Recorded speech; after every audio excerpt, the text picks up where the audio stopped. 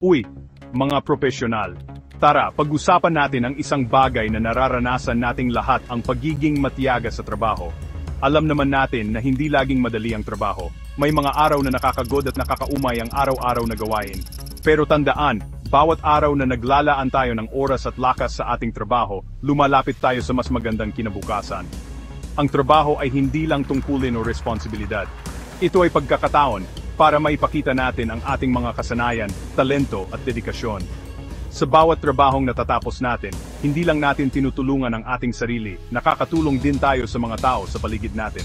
Sa bawat pagsubok, tayo ay natututo, at sa bawat tagumpay, tayo ay nagbibigay inspirasyon sa iba. Bawat hakbang, maliit man o malaki, ay mahalaga. Tandaan lagi na kahit anong trabaho ang ginagawa mo, may papel ka sa pagbuo ng mas maayos at mas magandang bukas. Huwag mawala ng pag-asa. Hindi agad-agad dumarating ang tagumpay, pero sa bawat araw ng pagsisikap at pagtitiyaga, palapit tayo ng palapit sa ating mga pangarap. Mahalaga ang bawat hakbang mo. Kaya magpatuloy lang, magtiwala sa iyong kakayahan, at tandaan na may dahilan ang bawat pagsubok. Gawin mo lang ang iyong makakaya, at siguradong darating ang tagumpay. Salamat sa panood, at tandaan ang iyong pagtitiyaga ngayon ay humuhubog sa mas magandang kinabukasan.